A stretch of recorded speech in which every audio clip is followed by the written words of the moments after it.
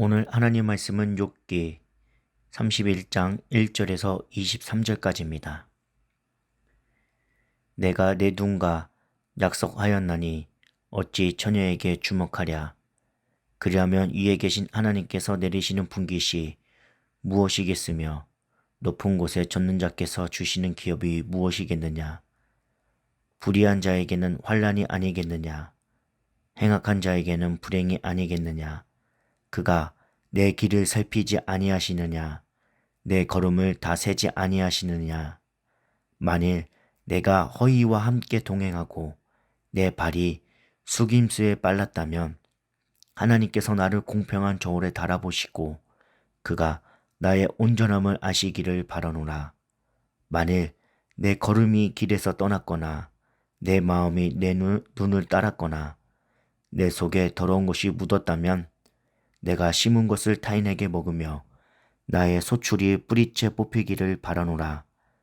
만일 내 마음이 여인에게 유혹되어 이웃의 문은 엿보아 문에 숨어 기다렸다면 내 아내가 타인의 맷돌을 돌리며 타인과 더불어 동침하기를 바라노라. 그것은 참으로 음행한 일이니 재판에 해부할 죄악이요 멸망하도록 사르는 불이니 나의 모든 수출이 뿌리째 뽑기를 바라노라. 만일 남종이나 여종이 나와 더불어 쟁론할 때에 내가 그의 권리를 저버렸다면 하나님이 일어나실 때에 내가 어떻게 하겠느냐. 하나님이 심판하실 때에 내가 무엇이라 대답하겠느냐. 나를 태 속에 만드신 이가 그도 만들지 아니하셨느냐. 우리를 뱃속에서 지으신 이가 한 분이 아니시느냐. 내가 언제 가난한 자의 소원을 막았거나 가부의 눈으로 하여금 실망하게 하였던가. 나만 혼자 내 떡덩어리를 먹고 고아에게서 그 조각을 먹이지 아니하였던가. 실상은 내가 젊었을 때부터 고아 기르기를 그의 아비처럼 하였으며 내가 어렸을 때부터 가부를 인도하였노라. 만일 내가 사람이 의복이 없이 죽어가는 것이나 가난한 자가 덮을 것이 없는 것을 못 본 채 했다면 만일 나의 양털로 그의 몸을 따뜻하게 입혀서 그의 허리가 나를 위하여 복을 빌게 하지 아니하였다면 만일 나를 도와주는 자가 성문에 있음을 보고 내가 주먹을 들어 고아를 향해 휘둘렀다면 내 팔이 어깨뼈에서 떨어지고 내 팔뼈가 그 자리에서 부서지기를 바라노라. 나는 하나님의 재앙을 심히 두려워하고 그의 위엄으로 말미암아 그런 일을 할 수 없느니라. 이 시간 십자가를 바라보는 삶이라는 주제로 함께 말씀을 살펴보도록 하겠습니다. 욥은 자신이 하나님 앞에 철저하게 의로우며 자신에게 감추어진 죄악이 없음을 자신하고 있습니다. 이런 욥의 발언을 어떻게 봐야 할까요? 우리는 하나님의 심판대 앞에서 어떻게 욥과 같이 당당할 수 있을까요? 오늘 말씀을 통해 함께 살펴보도록 하겠습니다. 첫 번째로 우리는 감출 수 없는 인생을 살아갑니다. 욥은 하나님을 자신의 길을 살피시고 걸음을 다 세시는 분이라고 고백합니다. 우리는 오직 이 한 분 앞에 살아가야 합니다. 하나님이 우리를 지켜보시며 우리의 모든 순간, 모든 행동을 기억하신다는 것을 기억해야 합니다. 우리는 삶의 한 부분도 하나님께 감출 수 없으며 주님의 심판대 앞에서 다 고해야 합니다. 자기 스스로의 기준을 만족시켰다고 혹은 주변 사람들이 괜찮다고 인정한다고 남들보다 좀 더 괜찮다고 스스로 위안을 해서는 안 됩니다.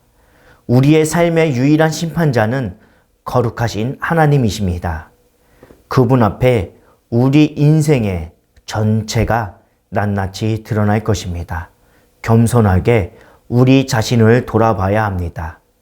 욥은 심판자로서 하나님을 의식하였기에 죄를 멀리하고 의로운 삶을 살아갈 수 있었습니다. 마찬가지로 우리도 항상 심판자로서의 하나님의 심판을 의식하고 살아가야 죄를 멀리할 수 있습니다. 인간은 지극히 연약하고 심판자 하나님이 계심을 인식하고 살아도 순간적으로 유혹을 이기지 못하고 죄를 범할 수 있습니다. 그러나 우리가 심판자이신 하나님을 의식하고 산다면 습관적으로 죄를 범하는 것을 피할 수 있을 것입니다. 연약하여 죄를 범하였다고 할지라도 죄를 고백하고 회개할 수 있습니다. 오늘 우리가 살아가는 나라에는 성도들과 세상 사람들이 거의 구별되지 않는 경우가 많습니다. 교회 밖에서 누가 기독교인이라고 말하지 않으면 그가 기독교인인지 아닌지 구별하기 어렵습니다. 많은 기독교인들이 세상에서는 다른 불신자들과 동일하게 죄를 범하면서 살고 있다는 것입니다. 심판자이신 하나님을 의식하지 않는 것입니다. 마지막 심판날에 불의를 행하는 자들에게는 영원한 형벌이 있다는 것을 기억하면서 오늘 하루도 하나님의 말씀을 따라 의로운 삶을 살아가기를 간절히 소망합니다. 두 번째로 영원한 진노와 심판이 있다는 것입니다. 욥은 자신이 타인의 아내를 범했다면서 자기 아내도 그와 같이 되고 자기 소유도 사라질 것이라고 말합니다. 그러나 이것으로 충분하지 않습니다. 죄는 하나님을 향한 반역이며 하나님의 거룩하심을 침해하는 것이기에 그 형벌은 영원한 죽음과 고통뿐입니다. 죄를 가소평가해서는 안 됩니다. 오히려 하나님의 거룩하심 앞에서 그 죄의 크기를 직시해야 합니다. 하나님의 거룩하심을 알며 알수록 내 죄의 크기를 이해하면 이해할수록 우리 모두는 찬양이 커지고 진실하게 될 것입니다. 하나님의 엄중한 심판과 진노가 있음을 기억해야 합니다. 이를 피할 수 있는 유일한 길은 예수 그리스도를 믿고 순종하며 나아가는 것입니다. 그리고 주님께 감사와 찬양을 올려드리는 것입니다. 세 번째로 약자를 돌보고 십자가만을 붙들어야 합니다. 욥은 가부와 고와 가난한 자를 먹이고 돌보며 입혔으며 학대하지 않았음을 강조합니다. 욥에게 나타나는 모습은 무엇입니까? 구약 성경 전체를 통해서 강조된 또 다른 계명, 고와 가부 나그네를 돌보며 학대하지 말라는 명령입니다. 이것은 단지 구약시대 백성을 향한 명령일까요? 결코 그렇지 않습니다. 우리는 말로 다 할 수 없는 주님의 십자가 은혜를 받은 자들입니다. 이렇게 큰 은혜를 받은 자로서 우리도 주위의 연약한 자들에게 동일한 은혜를 베풀어야 합니다. 우리 역시 욥과 같은 삶을 살아가야 합니다. 우리를 통해 사회적 약자가 도움을 받고 가난한 사람이 풍족하게 먹게 되는 것, 이것이 바로 하나님이 우리를 구원하신 목적입니다. 그렇다면 욥은 어떻게 이러한 삶을 살았을까요? 욥은 부정문으로 말합니다. 승금을 위례하지 않았고 재물의 풍부함과 손으로 얻을 것을 기뻐하지 않았으나 해나 달을 숭배하지 않았다고 말합니다. 이게 무슨 뜻입니까? 하나님만을 의뢰했다는 것입니다. 우리는 십자가를 의뢰합니다. 십자가를 통해 주님이 베풀으신 은혜를 온전히 깨닫습니다.